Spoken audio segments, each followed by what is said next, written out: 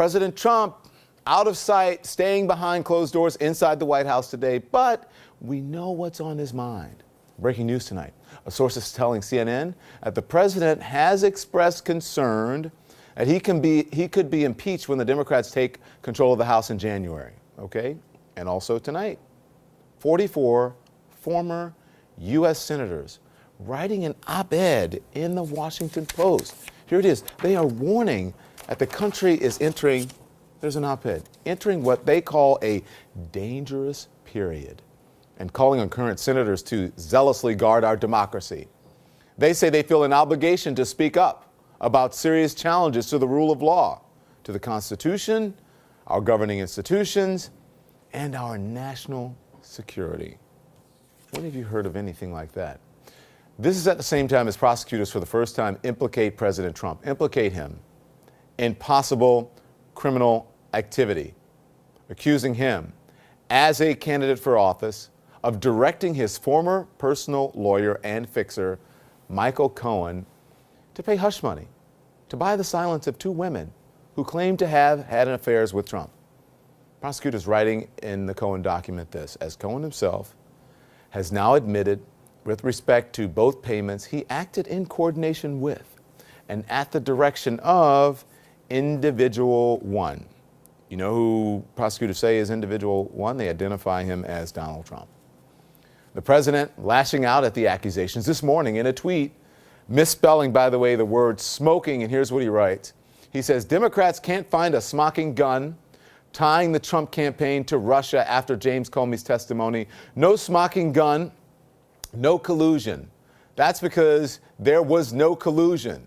So now the Dems go to a simple private transaction, wrongly call it a campaign contribution, which it was not. Lawyer's liability if he made a mistake, not me. Cohen just trying to get his sentence reduced. All right, there's a lot in there, and we'll talk about it. So let's break down some of what he is claiming there, okay? He's admitting payments were made. Now he's admitting it. He didn't before.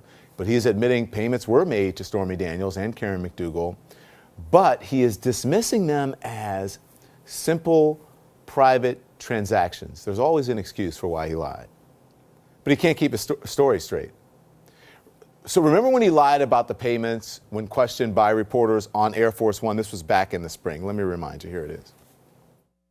Mr. President, did you know about the $130,000 payment to Stormy Daniels? Then why did Michael Cohen make it if there was no truth or allegation? Well, you have to ask Michael Cohen. Michael's my attorney, and you'll have to ask Michael. Do you know where he got the money to make that payment? No, I don't know. Okay, well, here's what prosecutors have to say about it. In their court filing, they flat out call the payments illegal campaign contributions. Illegal campaign contributions. I want you to listen to this closely because this has been bugging me for the last few days when I just want to scream at the television when I see it. President Trump and his apologists, okay, if you're one of them, listen, working very hard to claim that this is business as usual. And even if it wasn't, it's just like what Obama did during his campaign. That is a flat out lie. Legal experts will agree. Do a fact check, will you? And let me give you some now. And we'll talk about it more in this show. The Obama campaign did miss filing deadlines and did not promptly refund excess contributions, which they admitted and they paid the fines. Some of my guests will tell you campaigns are fined for doing that all the time. Sometimes there are clerical errors, sometimes there are other reasons. That is not the same at all as creating a shell company or using a media company to pay hush money for affairs with a porn star and a Playboy model during an election so that the public, the voting public, wouldn't find out. It is not the same at all. Come on. Don't be stupid. Don't think that people are stupid by pretending that this is equal and the same thing. It is not. Democrats who are about to take over key House investigative committees with subpoena power issuing warnings to the president. Listen. They would be impeachable offenses. Whether they are important enough to justify an impeachment is a different question, but certainly they'd be impeachable offenses. My takeaway is there's a very real prospect that on the day Donald Trump leaves office, the Justice Department may indict him, that he may be the first president in quite some time to face the real prospect of jail time. So after Robert Mueller and the New York prosecutors filed their sentencing documents on Friday, President Trump incredibly tweeted this message.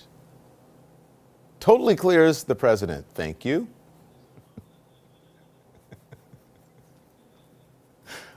Okay, I say that again. Totally clears the president. Thank you. How he came to that conclusion is mind-boggling. The filings say nothing of the kind.